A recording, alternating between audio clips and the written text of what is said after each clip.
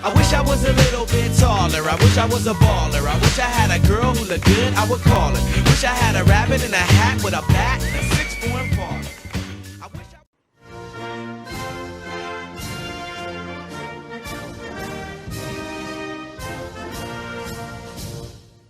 Mes chers compatriotes, les vœux que je vous présente ce soir ne ressemblent à aucun de ceux qui les ont précédés. Car nous venons de vivre une année terrible. Commencez avec les... Salut à tous, c'est Sullyperfecten, j'espère que vous allez bien. Et voilà, l'année s'achève, l'année 2017 s'achève. Il est temps de se tourner vers 2018.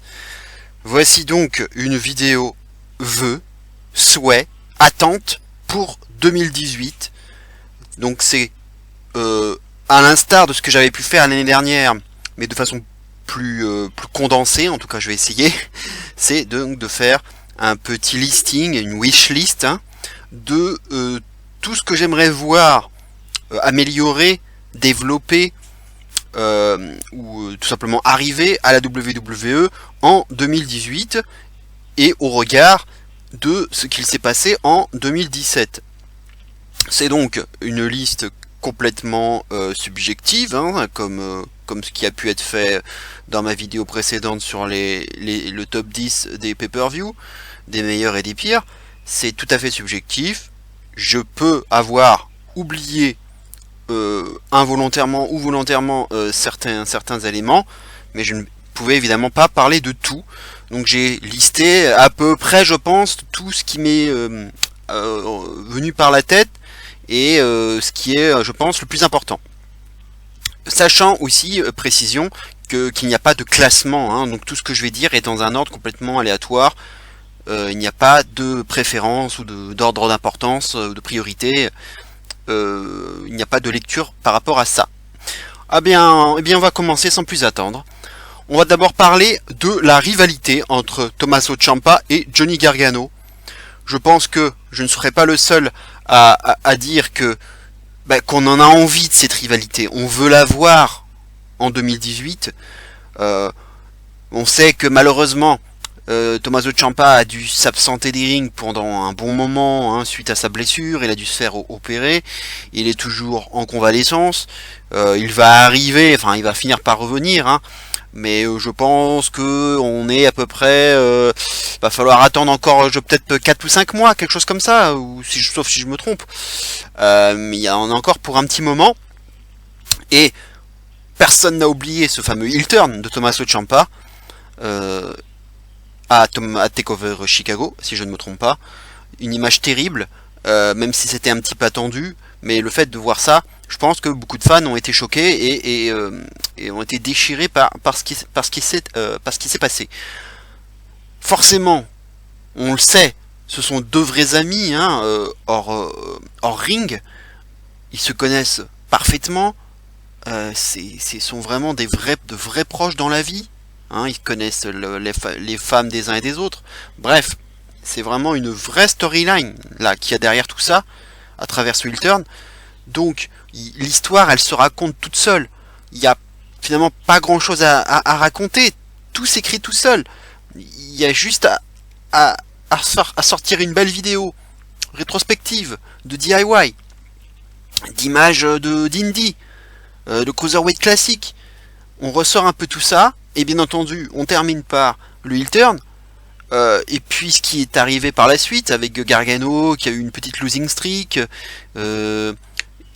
et qui finalement revient enfin un petit peu, retrouve son second souffle et donc remporte ce Fatal 4-Way la semaine dernière pour être le number one contender face à Andrade Cien Almas. Donc là il y a toute une histoire à raconter avec ça, une vidéo à faire. Le booking vraiment est très simple. Et tout ce qu'on attend, c'est son retour à Ciampa, tout simplement. Alors peut-être justement qu'il va intervenir pour briser le rêve de Gargano et l'empêcher de devenir champion face à Almas. Peut-être l'attaquera-t-il après le match. Pour l'instant, on n'en sait rien.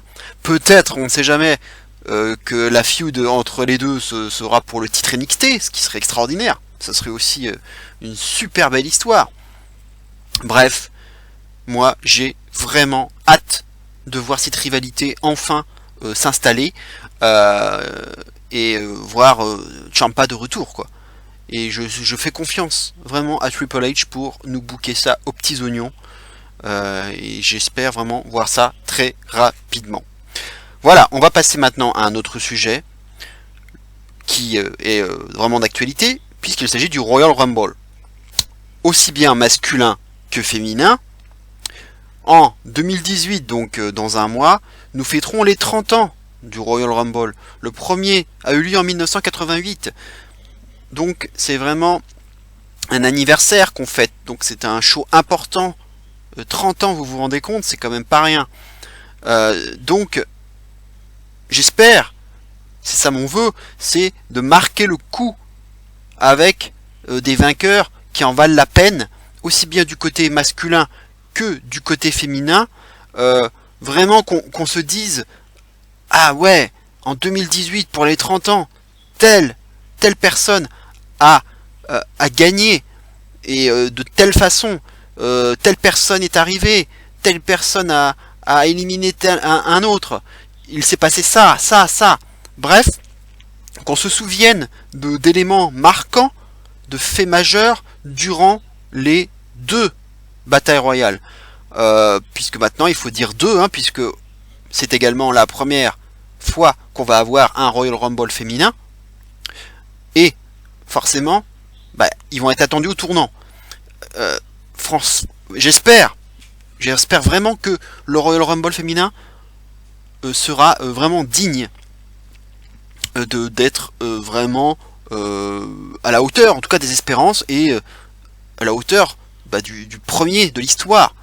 Donc j'espère une gagnante crédible, qui représente bien la fédération, et aussi qu'on ait un booking vraiment solide, et qu'on n'ait pas une gagnante qui arrive comme ça de façon complètement aléatoire, et suite à une mésentente ou à une connerie, ou que Stephanie McMahon se pointe en tant que participante et vole le show un peu à l'instar de son mari. J'espère qu'elle ne gâchera pas ce show, en tout cas ce Rumble historique. Et donc une gagnante charismatique qui représenterait bien la division féminine, et un bon équilibre entre le roster actuel, quelques-unes issues des NXT, et quelques alumni, hein, quelques anciennes, pour, on va dire, le clin d'œil historique, puisque ce sera le premier Rumble de l'histoire féminin, premier Rumble féminin de l'histoire, et également donc les 30 ans du Rumble. Donc qui dit 30 ans dit 30 participantes. Pour moi c'est évident, il faut absolument qu'il y ait 30 participantes, hein, puisque actuellement on débat de savoir est-ce qu'il va y avoir 30 participantes, ou est-ce qu'il va y en avoir 15, 20, on n'a pas encore de certitude là-dessus. J'espère fortement qu'il y en aura 30, ce serait vraiment idiot de ne pas capitaliser sur ce chiffre 30, qui sera donc pour ces 30 ans, de ne pas faire 30 participantes, et en plus c'est pas compliqué.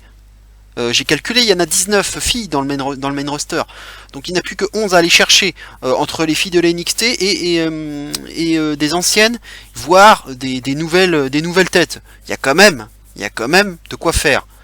Donc je pense qu'ils peuvent faire 30 à l'aise. Donc j'espère qu'on va avoir un beau Rumble, aussi bien masculin que féminin, et avec 2 gagnants vraiment charismatiques, dont on se souviendra, et des bookings soignés, avec des beaux Rumble, parce que ça fait longtemps qu'on n'a pas vu des vraiment beaux Rumble marquants, et qui est des feuds qui se construisent à l'intérieur du Rumble, ce qui est un peu une tradition pour préparer WrestleMania 34 ou WrestleMania de manière générale. Des petites histoires au sein du Rumble, et voilà, des bookings cohérents, et pas une vraie bataille pour faire une bataille, pas un bordel général, des filles qui s'éliminent tout en même temps, une par tranche de 10 secondes, histoire de vite faire le ménage et de finir avec les 4-5 meilleurs.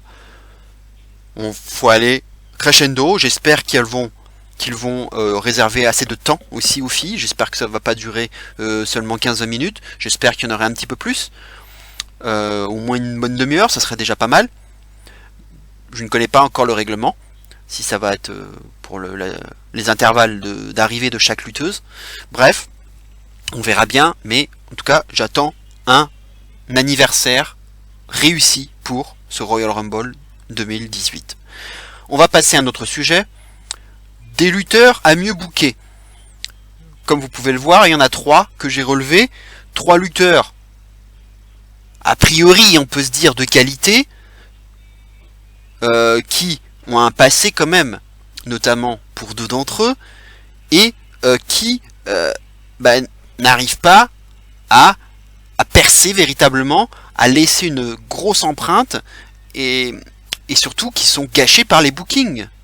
Vraiment, des bookings affreux. Il s'agit donc, comme vous pouvez le constater, de Finn Balor, de Bray Wyatt et de Shinsuke Nakamura. Donc même si ce sont 3 personnes différentes, il y en a 2 qui ont un parcours à peu près similaire comme Balor et Nakamura, mais au final, le destin est un peu le même.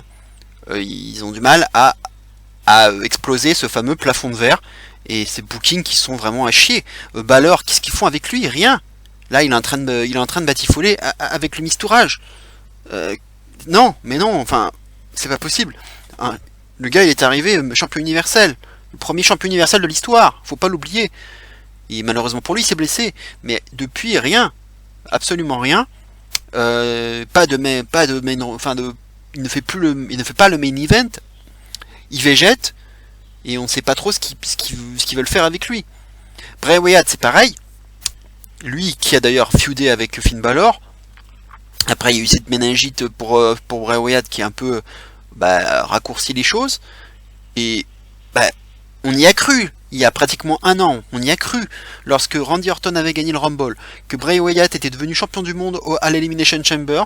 Là, on avait une belle histoire qui se racontait entre les deux, la Wyatt Family, Randy Orton. Il y avait une très belle histoire.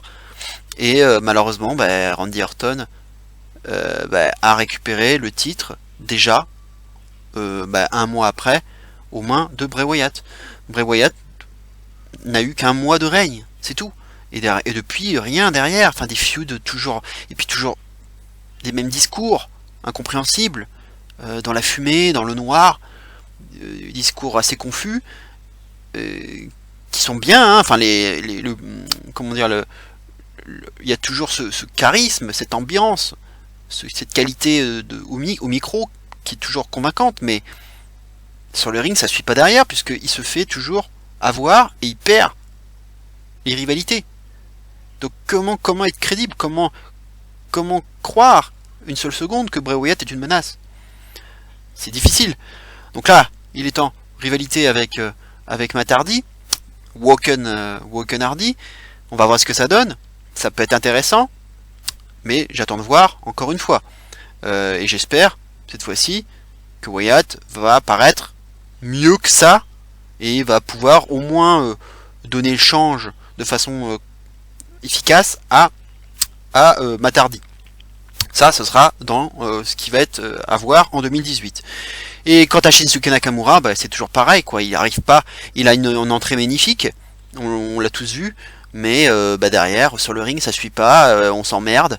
Il a des coups de pied, voilà, un explodeur, mais pas grand chose d'autre derrière. Il y a Kinshasa et voilà.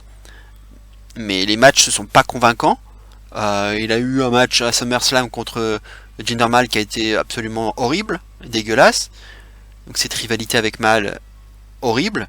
Il a fait un match contre Ziggler pour ses débuts, voilà, très moyennasse. Bref, il y a rien de convaincant pour l'instant du côté de Nakamura. On attend enfin son match référence. Peut-être contre AJ Styles, on en parle beaucoup, peut-être à WrestleMania contre lui. En tout cas, si ça arrivait, je retrouverai un peu de confiance, parce que AJ Styles est un véritable alchimiste. Il a été capable cette année de faire livrer un bon match à Finn Balor, à Brock Lesnar et même à Jinder Mahal à Clash of Champions, qui est pour moi le meilleur match de Jinder Mahal à la WWE. Donc, avoir AJ Styles face à soi, je pense que c'est le gage d'un match de qualité pour son adversaire. Donc, si on avait Nakamura et AJ Styles, j'arriverais peut-être à retrouver confiance en me disant que Nakamura peut livrer un très bon match à la WWE. Parce que si il affrontait Styles et que son match ne serait pas convaincant, là, pour moi, ce serait la fin de Nakamura. Tout simplement. Parce que là, je ne verrais vraiment pas comment s'en sortir avec lui. Donc voilà un peu pour les lutteurs à mieux booker, il pourrait y en avoir d'autres. Mais ce sont, on va dire, 3 personnes qui symbolisent un peu ces bookings foireux.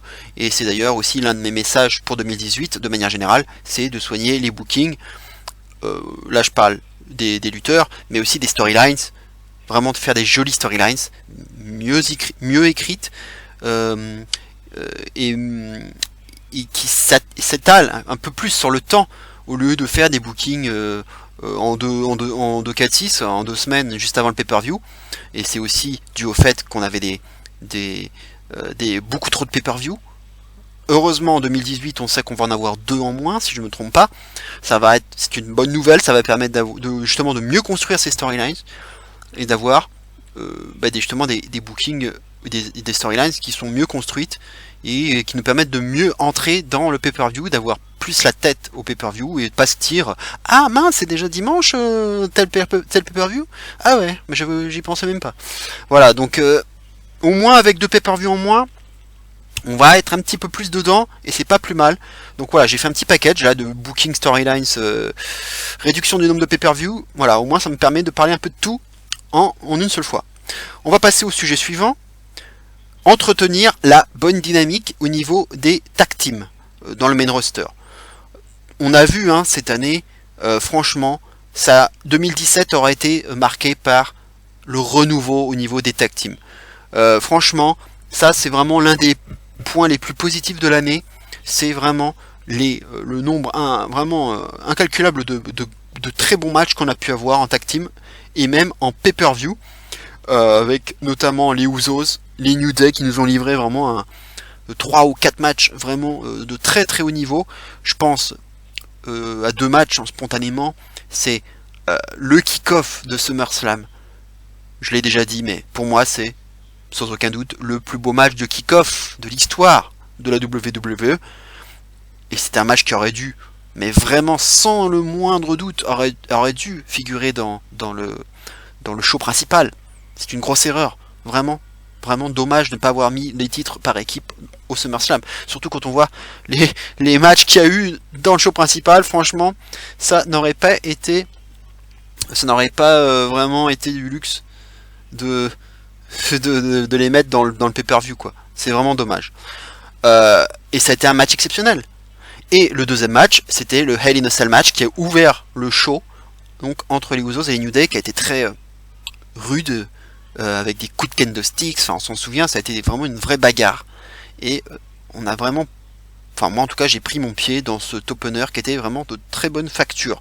Donc New Day Usos, ça a été vraiment une super rivalité en 2017. Qu'est-ce qu'on a eu d'autre? Ambrose Rollins, comme on peut les appeler, Dean Ambrose, Seth Rollins, qui nous ont aussi permis de livrer de très bons matchs. Le duo, le deux tiers Chills qui s'est reformé pour l'occasion. Alors maintenant qu'Ambrose est blessé, ils ont pris le relais à la WWE avec Jordan et Rollins, qui viennent de devenir champions par équipe la semaine dernière. Enfin, en tout cas, il y a 6 jours. Et j'attends de voir ce que ça va donner. J'espère que ça va durer un petit peu. Rusev Day, qui était aussi... Alors, c'est tout récent, ça date de la fin de l'année. Donc, j'attends de voir ce que ça va donner en 2018. Mais ils sont over déjà. Rusev est over, de chez over. Donc, le Rusev Day, on en entend parler déjà beaucoup. Et c'est vraiment quelque chose qui fonctionne. On a les Bludgeon Brothers qui viennent aussi d'arriver, qui peuvent être aussi une équipe intéressante à suivre, j'espère en tout cas, puisque Harper et Rowan, on les a eu plusieurs fois, ça n'avait jamais donné quelque chose. Là, avec une nouvelle gimmick, une nouvelle musique, des noms un petit peu raccourcis, sans les prénoms, voilà, une nouvelle dynamique, pourquoi pas, si on les met bien en avant, s'ils sont bien bookés, peut-être pour aller chercher les titres par équipe de SmackDown. J'attends de voir aussi. Le Revival, une équipe qu'on attendait aussi à Raw, mais malheureusement Scott Dawson s'est blessé pendant plusieurs mois. Là, il vient de revenir, donc j'attends les Revival au tournant, et cette fois-ci, pour aller chercher les titres par équipe de Raw. Avec Jordan et Rollins qui sont face, ça va peut-être justement pousser à faire une rivalité avec Revival pour les titres. Donc j'attends aussi les Revival. On a bien sûr The Bar, Cesaro et Sheamus qui ont aussi symbolisé cette superbe année tag team. Ils nous ont livré vraiment de très bons matchs, notamment contre Ambrose et Rollins. Il y a eu un match plutôt bon aussi contre les Usos au Survivor Series. Bref, c'était une équipe très solide qui était partie pour être dysfonctionnelle, mais qui a finalement bien fonctionné, même si c'est un peu du gâchis de ne pas les avoir en solo. On va voir si cette équipe va perdurer en 2018. Personnellement, j'en doute. Surtout qu'on parle déjà de la retraite pour Sheamus avec ses problèmes de santé. Donc, j'ai un peu peur pour The Bar. Mais si ça devait mal se finir pour Sheamus, il faudrait remettre Cesaro en haut de l'affiche, quoi, hein, sur le devant de la scène. Et lui donner vraiment un super run mid-card ou main event. Peu importe. Mais c'est vraiment un lutteur qu'il faudrait mettre aussi davantage en avant, un peu à l'instar des trois que je vous ai cités tout à l'heure. Et Gable et Benjamin qui vont justement tenter de devenir champion par équipe dans 2 jours à SmackDown, hein, face aux Usos, une équipe aussi qui est née il n'y a pas longtemps. Donc voilà, une nouvelle équipe, un peu les American Beta ou les American Alpha 2, hein, comme vous voulez, qui peut être aussi intéressante, parce que les deux lutteurs sont pas dégueulasses, hein, ce sont des vrais lutteurs. Donc j'attends de voir ce que ça va donner. Donc bref, il y a vraiment beaucoup de choses à faire avec le roster par équipe, et il faut vraiment qu'ils capitalisent là-dessus, qu'ils continuent à nous livrer de très bons matchs. Et j'oubliais bien entendu les Others of Pain, puisque sur cette illustration il n'y a que les Others of Pain qui ne sont pas dans le main roster, tout simplement parce que j'aimerais enfin, depuis le temps qu'on en parle, enfin les voir en 2018 dans le main roster. Je pense que ça va se faire. Personnellement, je pense que ça va se faire après Takeover Philadelphie, donc juste la veille du Royal Rumble. Je pense que d'ici un bon mois, on va avoir les Authors of Pain dans le main roster. Pour moi, ça paraît très probable, et ça va aussi être une superbe addition, parce qu'on n'a aucune équipe qui ressemble aux Authors of Pain dans le main roster. Donc j'attends avec impatience aussi l'arrivée, les débuts des Authors of Pain. On va parler maintenant d'autre chose. La division Cruiserweight, essayez, je dis bien essayer, c'est vrai que c'est pas évident sur le papier, mais de redonner un réel intérêt à cette division qui a bien du mal, hein, maintenant que ça fait 1 an qu'elle est là, un peu plus d'1 an, qui a bien du mal à susciter de l'intérêt auprès du public. On voit aussi qu'il y a peu de monde dans les gradins, hein, aussi, hein. Il y a un problème de public, hein, de perte, de déperdition du public, et au niveau même de SmackDown et de Raw, et ça se ressent aussi forcément sur la division Cruiserweight, hein, puisque ça suit SmackDown, et après SmackDown les gens s'en vont, quoi, et on voit division Cruiserweight, mais il n'y a pas grand monde dans les tribunes, hein. Évidemment la division la WWE essaie de nous cacher ça, mais en fait, si on peut voir des photos backstage, enfin des photos un peu volées, on voit que en fait, il y a beaucoup de tribunes vides dans l'arène, et ça fait peur. Donc, comment redonner cet intérêt? Il y a plusieurs pistes. Recruter des stars, de vraies stars. Alors, Hideo Itami vient d'arriver. Ça peut être un peu l'esprit de ce qui pourrait, de ce qui devrait être fait en 2018. Continuer en ajoutant 2, 3, 4 grands noms de la scène indie, par exemple, ou des noms de lutteurs qu'on a vus au Cruiserweight classique. Pourquoi pas Gargano, Ciampa aussi, avant de monter dans le main roster, mais au moins pour vraiment booster 205 Live. Voilà, des noms qui pourraient être ajoutés. Une idée aussi, pourquoi pas organiser un pay-per-view spécifique au Cruiserweight, par exemple tous les 2 ou 3 mois, un peu à l'image de Takeover, un peu à cette fréquence-là, donc qui serait diffusé sur le network, donc avec une petite carte de 5-6 matchs, avec en main event le championnat Cruiserweight, et pourquoi pas aussi faire des équipes, des ceintures par équipe pour les cruiserweight. Et bien entendu, soigner les bookings, c'est toujours le même problème, parce que les histoires sont quand même pas folichonnes. Nia Jax qui rejoint Enzo Amore, le Zo Train, les PowerPoint Presentation, même si je trouve ça rigolo, mais bon, ça met un peu over Gulak, mais bon, c'est pas la folie, quoi. Et puis on se souvient au début de toutes ces histoires avec Alicia Fox, Alexander, Noandar, ces histoires de triangle amoureux. Bref, il y a quand même pas mal d'histoires foireuses, et j'espère qu'ils vont aussi soigner les bookings, mais c'est difficile dans des shows qui durent que 3 quarts d'heure par semaine, et puis avec 1 ou 2 segments à Raw, de nous y intéresser.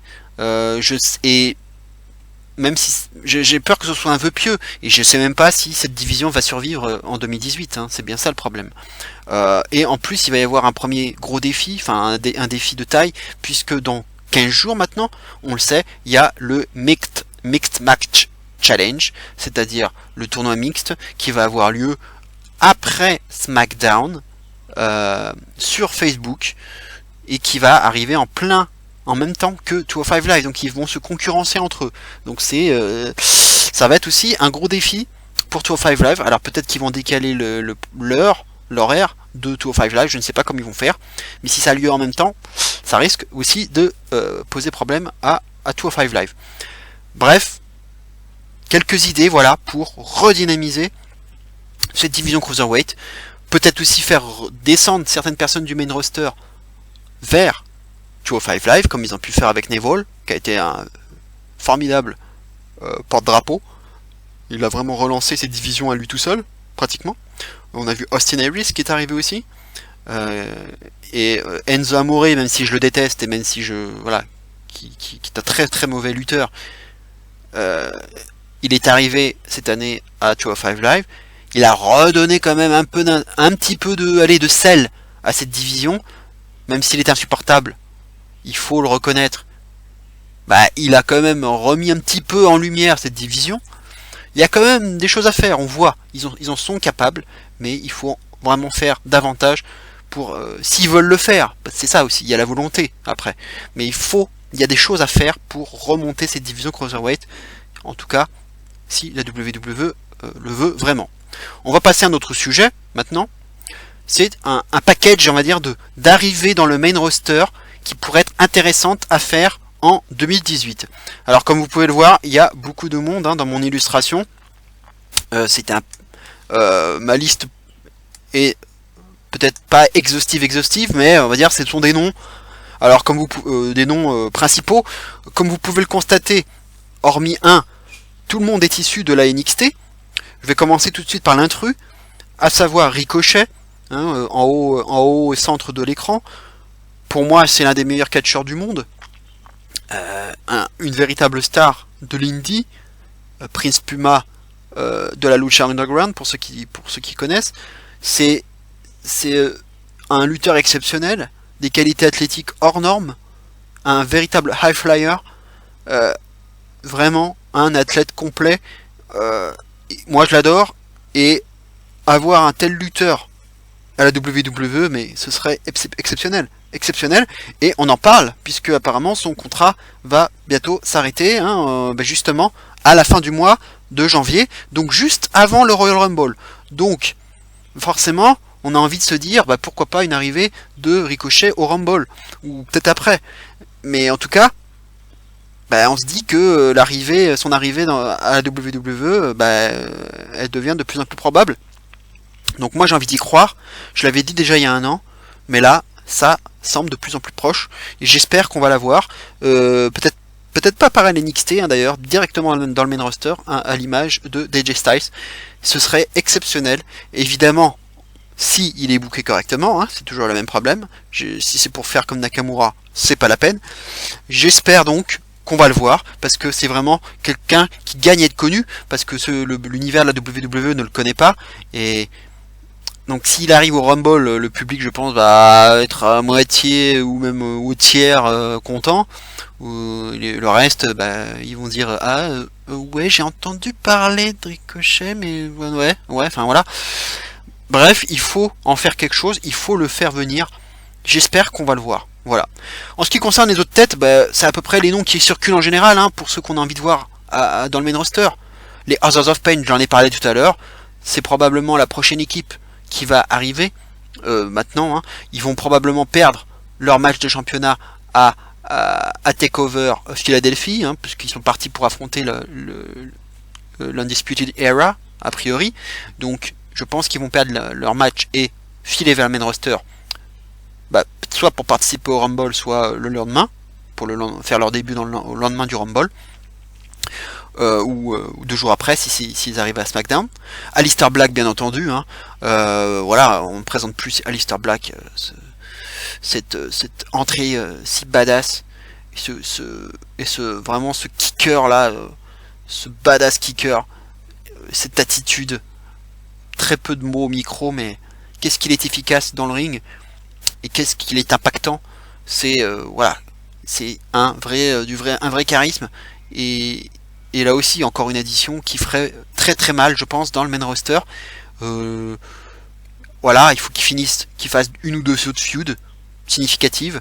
Velvet Dream, c'était super. Là, il est parti, je pense, pour affronter Adam Cole. Voilà, encore peut-être 1 ou 2 autres feuds dans l'année, et la promotion, la promotion quoi. Alors peut-être pas dans un mois, pas après le Rumble, ça me semble encore un peu tôt, mais dans 1 ou 2 takeovers après, peut-être pour WrestleMania ou un petit peu après. Mais il faut que 2018 marque pour moi son arrivée dans le main roster. Au niveau féminin, Ember Moon, qui est la championne actuelle de NXT, mais pareil, elle peut finir son run tranquillement de championne, faire 2-3 défenses de titre victorieuses, et après, hop, le grand saut. L'iconic duo, Billie Kay et Peyton Royce, on en parle beaucoup. Elles vont probablement participer au Rumble féminin, je pense. Voilà, même si elles sont insupportables, je pense que ce duo peut aussi redonner un peu un vent de fraîcheur à la division féminine. En ce qui concerne tout ce du bas, Drew McIntyre, malheureusement il s'est blessé contre Almas, mais visiblement on parlait de lui comme étant quelqu'un qui allait être promu dans le main roster. Manque de peau, il s'est blessé, donc je pense qu'on va finir par le voir, le temps qu'il se soigne et qu'il revienne.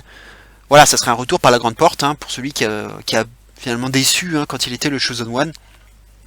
On n'a pas pu l'avoir dans des bookings favorables, comme on aurait pu finalement le voir, et ça serait bien de le retrouver avec des bookings plus favorables.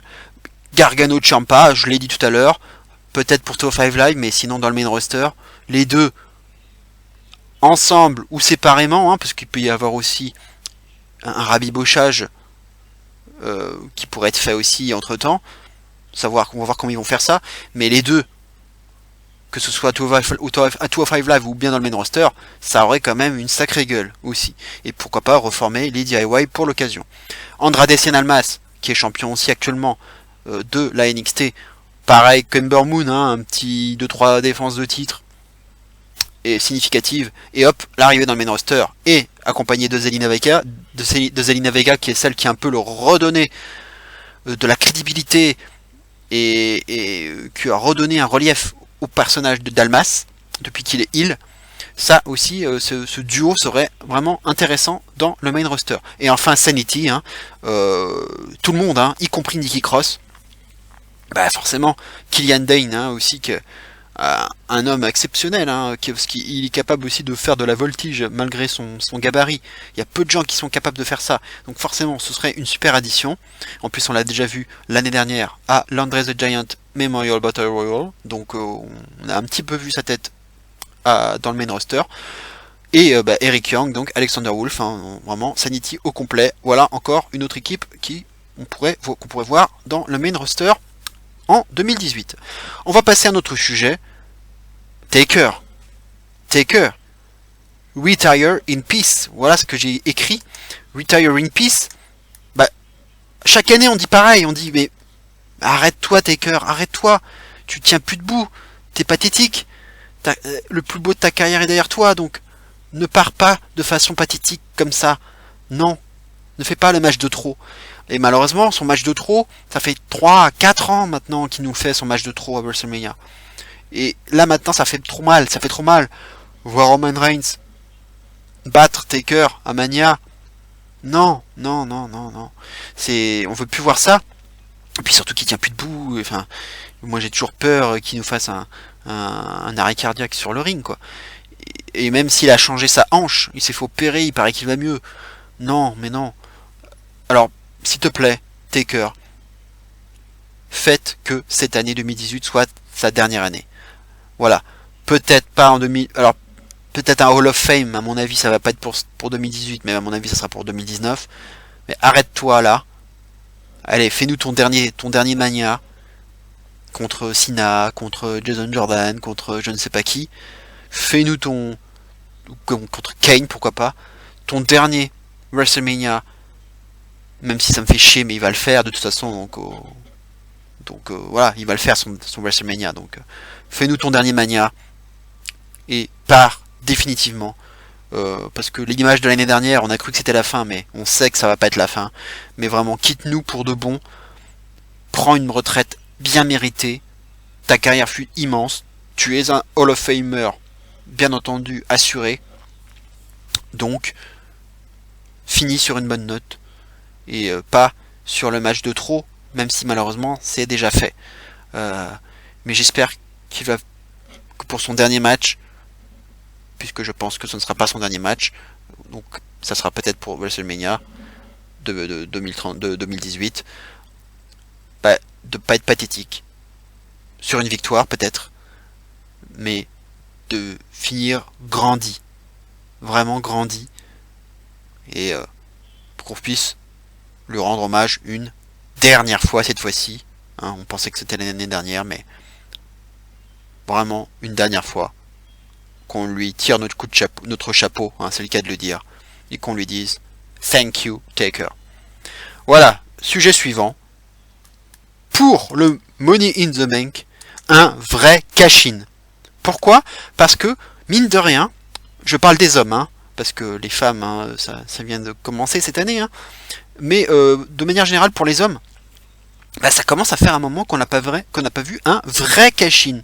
Quand je dis vrai, c'est une mallette qu'on nous fait miroiter, un détenteur qui passerait dans les shows, qui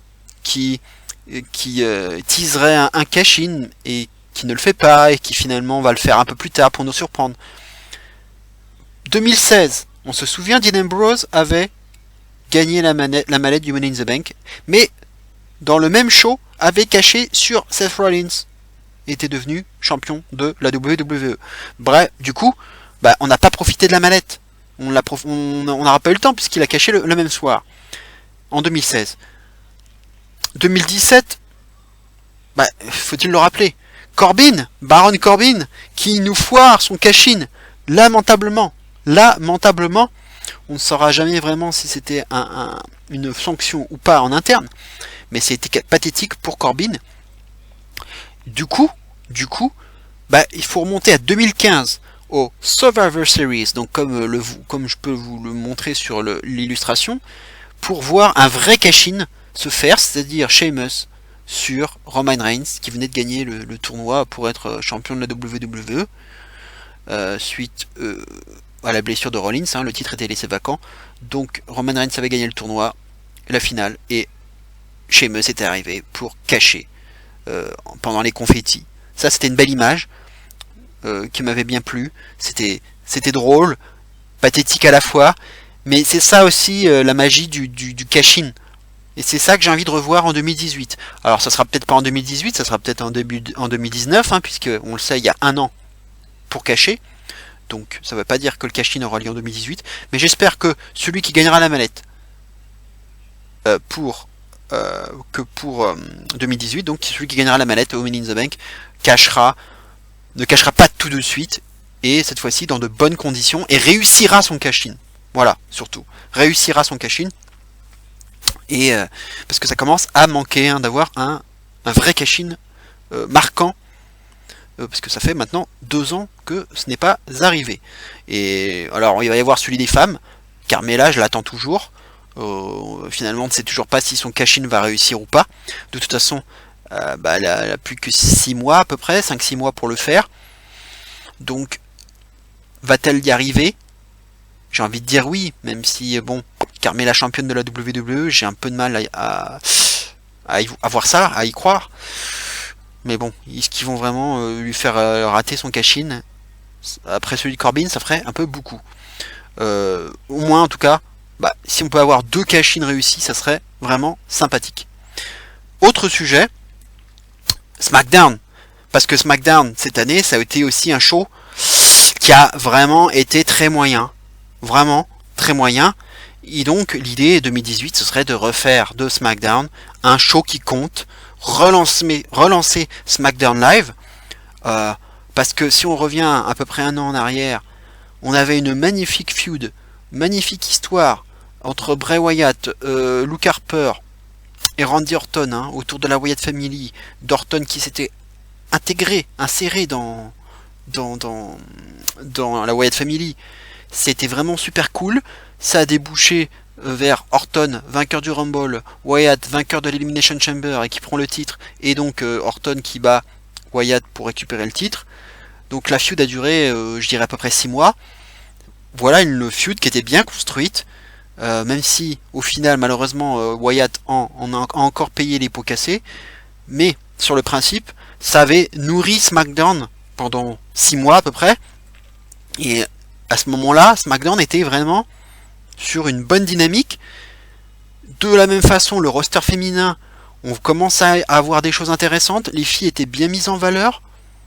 Ça vous paraît dingue de dire ça maintenant, mais c'est vrai, à l'époque, si vous regardez quelques mois en arrière, c'était vraiment pas mal depuis le brand split. Les femmes étaient vraiment pas mal mises en valeur, et ça donnait envie de regarder SmackDown. On était bien là, et SmackDown était régulièrement meilleur que Raw, et en fait maintenant, c'était depuis plusieurs mois maintenant, SmackDown est en dessous quoi. C'est redevenu le show bis quoi, le B-show, et hormis là le dernier SmackDown de l'année était pas trop mal, mais de manière générale SmackDown se faisait dominé par Raw, qui pourtant Raw est loin d'être aussi convaincant, mais voilà, ça fait pas partie des sujets que je vais aborder Raw, mais c'est pas exceptionnel non plus Raw, mais c'est surtout SmackDown que j'ai envie de voir relancer, parce que maintenant les filles sont traitées comme de la merde. Charlotte est arrivée, mais elle est pas du tout aussi rayonnante qu'à Raw, même si elle est championne, mais elle a l'air transparente comme championne. Des lutteuses faibles comme Lana, Tamina, Carmella aussi, qui viennent pourrir le roster féminin, et une pénurie de face aussi, parce que Becky Lynch là, elle est en tournage, donc elle va pas tarder à revenir, elle devrait arriver pour le Rumble, même avant, je crois qu'elle va même revenir dans le prochain SmackDown, donc elle va vraiment faire son retour. Il est temps, parce que il y a pénurie de face là, avec la Riot Squad en plus qui est arrivée, il faut vraiment faciser entre guillemets ce roster féminin, qui en a bien besoin. On s'est cogné en plus cette année, Jinder Mahal, champion pendant des mois. Absolument incroyable cette surprise. Jinder Mahal champion, pour une raison qu'on connaît tous, de satisfaire toucher le marché indien, qui a fait un flop en plus au final. Nakamura, Bobby Roode, ancienne star de la NXT, ancien champion, qui ont du mal à percer. On a vu Nakamura, j'en reparle pas, on l'a vu tout à l'heure. Bobby Roode, je vais lui donner encore un petit peu de temps, parce qu'il est arrivé depuis moins longtemps. Il va peut-être aller chercher le titre US. Il est qualifié pour les demi-finales du petit tournoi qui a lieu actuellement.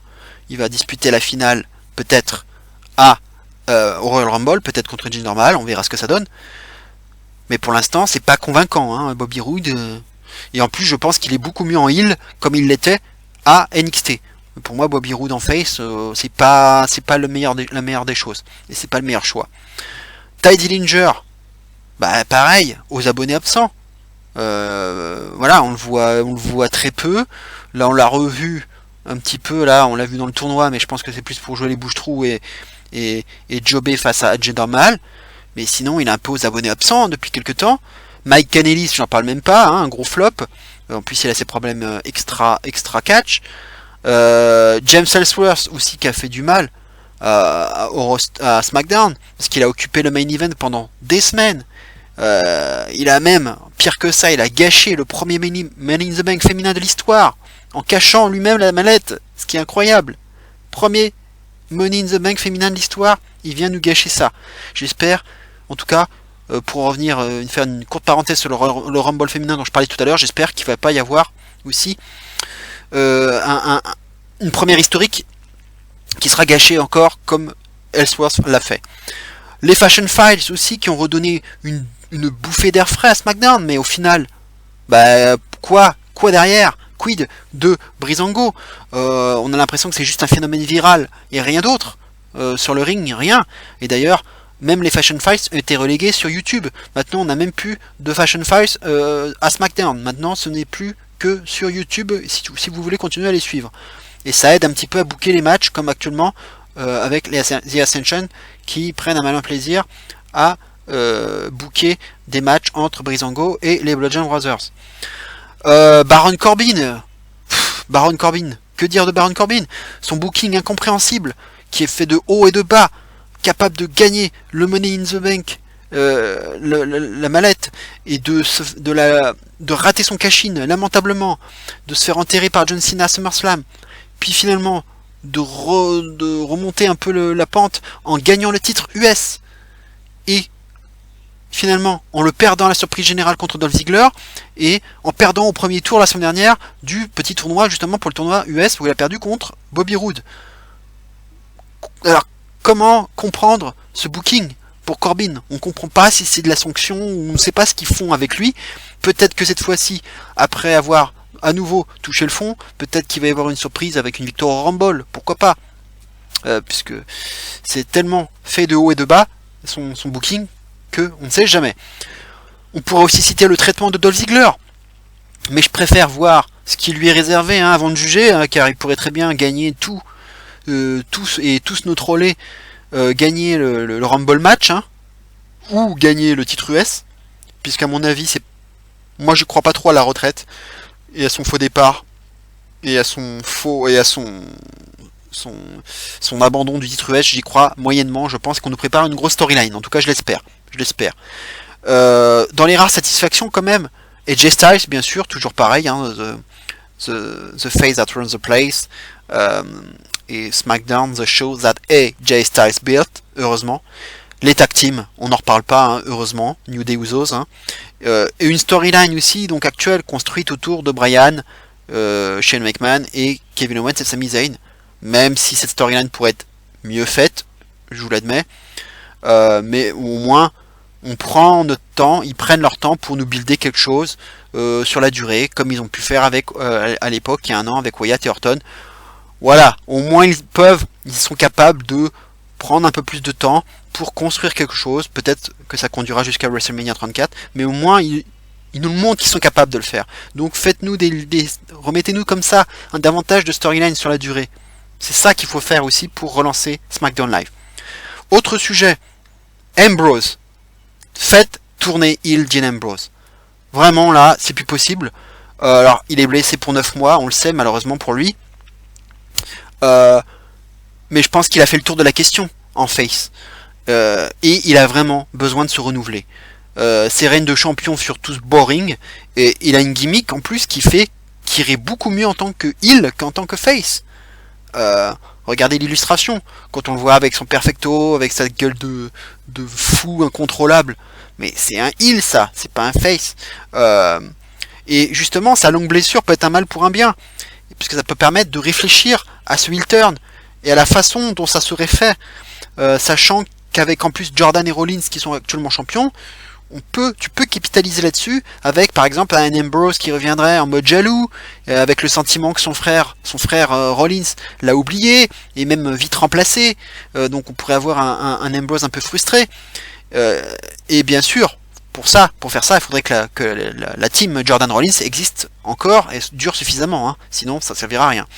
Mais en tout cas cette blessure peut être finalement donc un mal pour un bien, et ça peut permettre de réfléchir à en tout cas une storyline et à quelque chose à creuser pour au bout nous faire un heel turn, celui dont beaucoup de gens parlent, et je pense qu'il y en a beaucoup qui le souhaiteraient, et moi j'en fais partie parce que voilà, Ambrose, il a besoin d'un second souffle, tout simplement. Et c'est pas une honte de le dire, et il y a plein de lutteurs qui ont besoin d'un second souffle, et Ambrose en fait partie, tout simplement. En changeant son thème musical, en le noircissant un peu plus dans son attitude, et voilà, en étant toujours aussi instable, hein, il peut conserver sa gimmick d'instable, et voilà.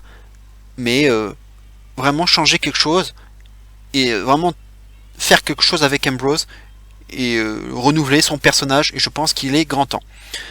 Autre sujet, un champion universel permanent, et vite, le plus tôt possible, parce que bah, là franchement un champion universel il faut le faire, parce que je vous l'ai déjà dit plusieurs fois, Brock Lesnar champion part-timer, c'est pas possible, ce n'est pas possible.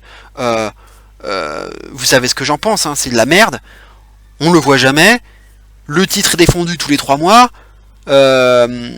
et ça nuit forcément à Raw et au pay-per-view. Du coup ils sont obligés de composer avec des main events sans ceinture au bout, et c'est la merde. Et en plus, on l'a vu ce que ça a donné avec Goldberg, du coup, qui a récupéré le titre, Lesnar qui l'a récupéré, et à nouveau qui s'absente, il sera même pas à l'Elimination Chamber, bref, il va être encore absent pendant un bon moment, il va faire 2-3 apparitions et voilà. Donc s'il veut continuer à faire les part-timers, pour moi il faut qu'il quitte cette ceinture, qu'il la laisse à quelqu'un qui sera en full time, et il peut continuer à rester comme ça, un peu part-timer, mais revenir un peu à la façon du Taker pour une feud de temps à autre. Peut-être plus que le Taker, parce que le Taker ne lutte plus qu'une fois par an, mais vu que lui, Lesnar est quand même en meilleure forme, il pourrait revenir 2 à 3 fois par an, et faire pour une nouvelle feud. Voilà. Mais sans ceinture au bout. Ça serait très bien comme ça. Comme ça emmerde personne. Et en plus, s'il revient 2 à 3 fois par an, voilà, ça permet de pas être gavé, d'être content quand il revient, et puis surtout avec Paul Heyman derrière. Pourquoi pas renouveler aussi les choses? Peut-être un Paul Heyman qui nous ferait son heel turn, trahirait Brock Lesnar, même si ça paraît impossible, mais pourquoi pas? Faites quelque chose de nouveau, mais surtout arrêtez avec Lesnar champion. Parce que là on est parti encore pour 6 mois, jusqu'à ou même un peu moins en tout cas, avec Roman Reigns qui deviendrait champion en battant Lesnar à WrestleMania. Alors c'est bien beau, mais il va falloir encore attendre 4 mois. 4 mois encore avec Lesnar champion part-timer. C'est beaucoup trop long, beaucoup trop long.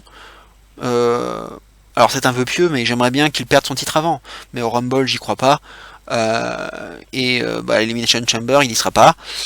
Et il n'y aura pas de défense de titre. À Raw, bien entendu, il défendra jamais son titre à Raw. Bref, un peu un vœu pieux. Mais en tout cas, j'espère que quand il perdra son titre, probablement à WrestleMania contre Roman Reigns, j'espère qu'on ne le reverra plus champion. Tout simplement.